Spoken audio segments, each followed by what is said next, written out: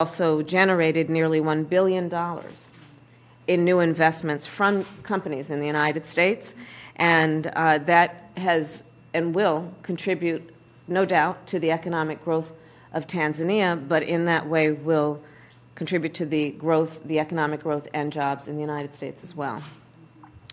The third matter that we will discuss that has been a priority for our two nations and for the world is the issue of public health, global health, and in particular COVID-19 and other health issues. We will discuss today what we will do together to address those needs and those issues. It is our strong belief that as COVID is an issue for any country, it is an issue for all of us. And it is with that spirit that we approach this discussion and our role as it relates to Tanzania and the work that you are doing to address the issue of COVID, but also the work that you have prioritized around the health of women and children in Tanzania. So I look forward to our conversation on that. And I'll conclude these comments by saying that our administration is deeply committed to strengthening the ties to Tanzania and to African countries in general.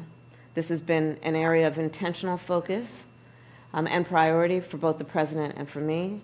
And with that, again, welcome, Madam President, and I look forward to our discussion. Thank you. Thank you, Madam Vice President.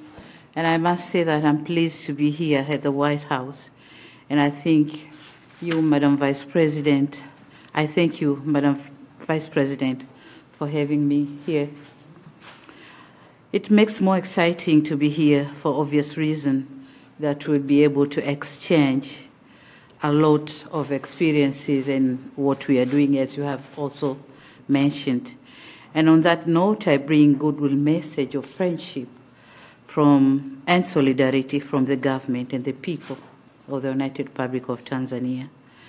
And as this is the first time we are meeting in person since assumption of office, I would like to congratulate President Joe Biden and yourself, of course, Madam Kamala, and the Democratic Party for the resounding victory during the presidential election in 2020, when Tanzania have been following very closely that election because for the first time there was a woman contesting for the vice president position. So we were very inspired. So let me say that the United States and Tanzania have enjoyed excellent relations for the last 60 years. My government would like to see our relation grow further and strengthened to greater heights.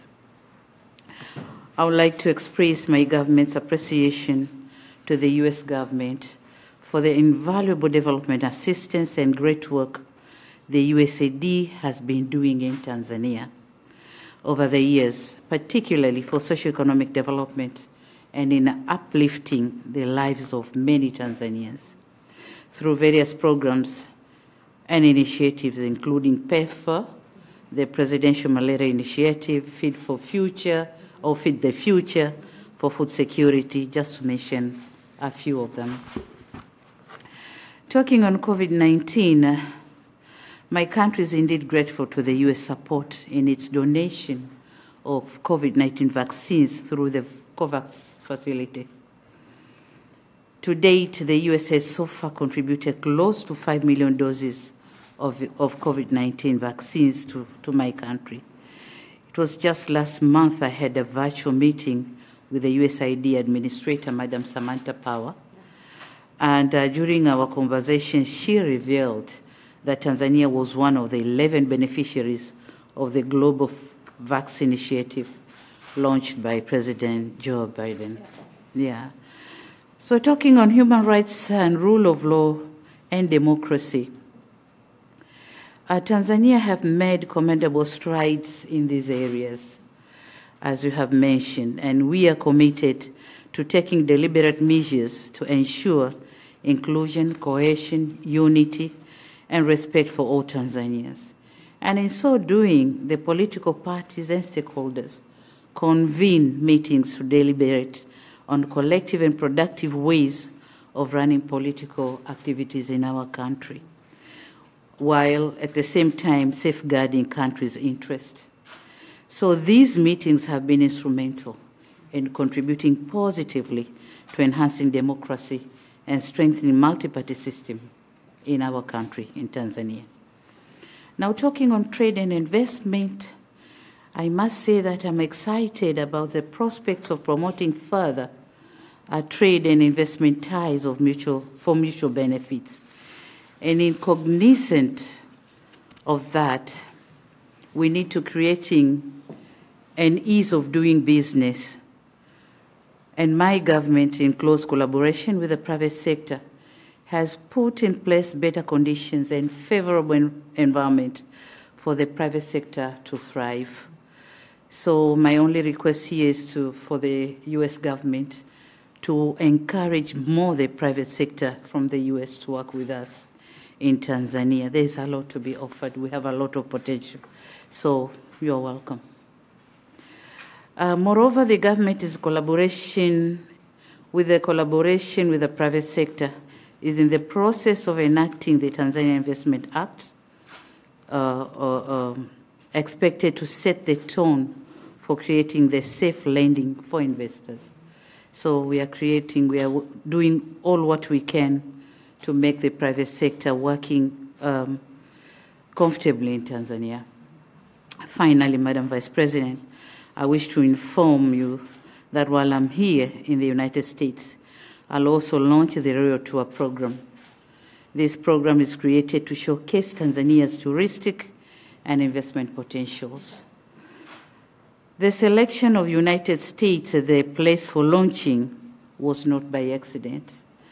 We are aware that, and we did it intentionally, knowing that this is where the lovers and shakers of entertainment and leisure reside. And thus creating an excellent platform for the visibility of the program across the globe. Indeed, it is my hope that the launch of this program will inspire so many people to visit our wondrous country in a not so distant future. Madam President, I once again thank you for having me here in the State House and looking forward to a fruitful discussion. Thank you, Madam Vice President. Thank you, Madam President. Thank you. Here, and I'd like to show you. Thank you.